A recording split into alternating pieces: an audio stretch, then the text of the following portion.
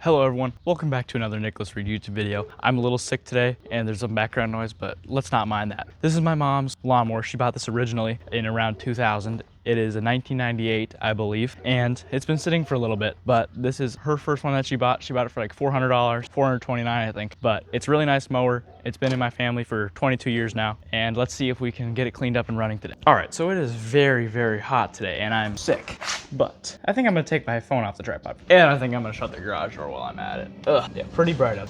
But if you see, we have all the original stuff for this mower. And let's start by checking the oil real quick instead of, checking the air filter. I just replaced the air filter. It's a little thin. Could be a little better, and I can't see because I'm looking through the camera right now.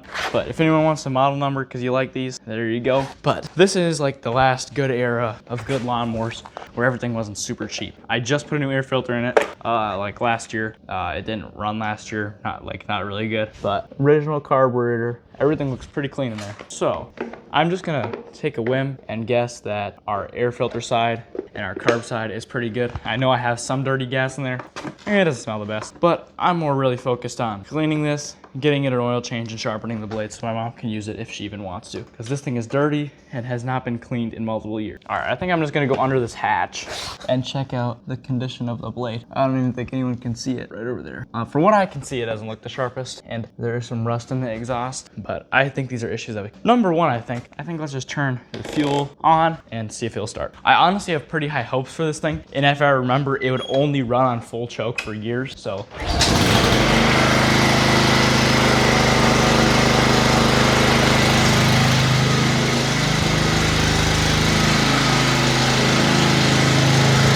All right, that thing just fired up like it was yesterday.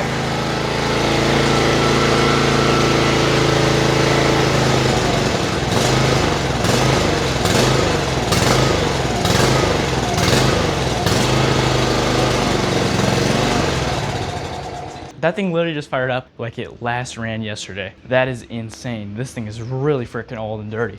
I think I'm gonna throw the bagger on there just for time's sake, so it looks very presentable.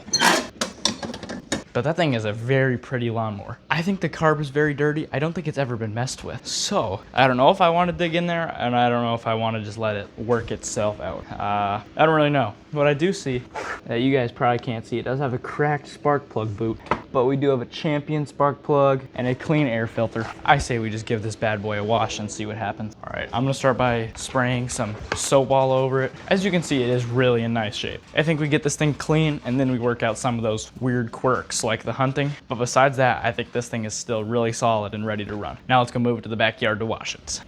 All right, I just got to screw on the hose attachment, and whoever put this hose away last did not clean it up. But let me just screw on the hose, and my pressure washer's over here. I still haven't bought a hose for that, but get this guy all washed up and get all the dirt on it best I can.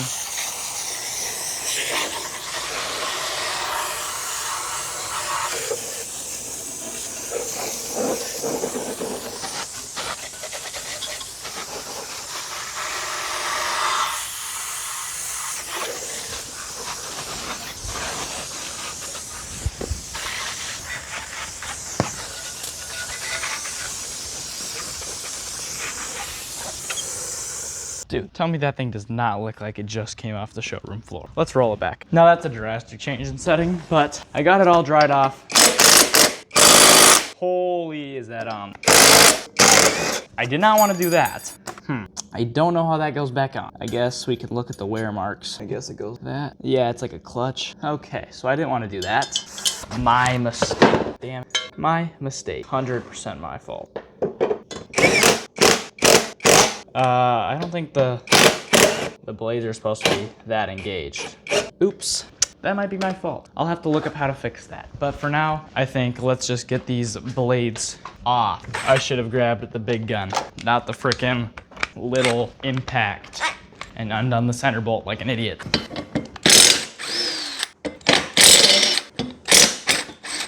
And I think this blade might be upside down. No, it's not, okay. All right, I think we bring this over. This thing does need a sharpen, if you can even see that. Let's go sharpen it. All right, I got the blade all sharpened up. I just didn't have a way to film it, so I didn't. But now, let's toss our blade back on and make sure our automatic blade on-off works, because if it doesn't, I think I've got bigger problems now. Because before it worked, so flip this guy back over. We don't seem to be leaking anything besides water, so very good sign. Let's crack the garage door just a little bit, because it is hot in here. It's probably 100 degrees. All right, let's see what we got.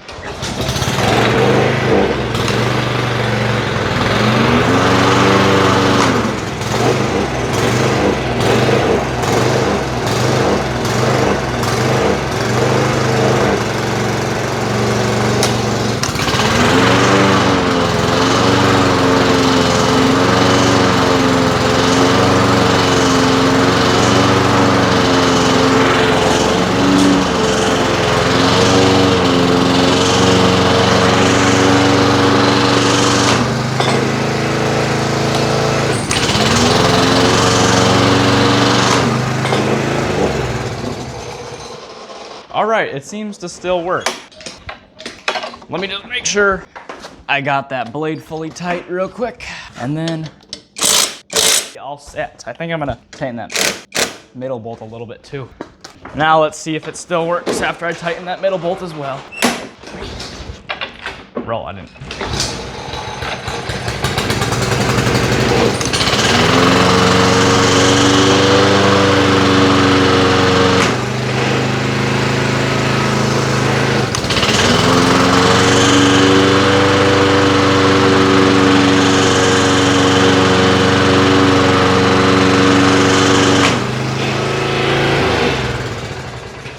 All right, I think I just got that middle bolt fully tight and we should be good to go. Now, if you guys really like this thing, I could do a future series on it, but I don't really see a means to do so since this is just a shorter little video of me working on this thing. I thought it would be a little bit longer than this, but I mean, that really comes to show you how good these are. I'm just throwing some tire shine on there, which is pretty decent. Plastic restorer, make it look nice, make it look fancy.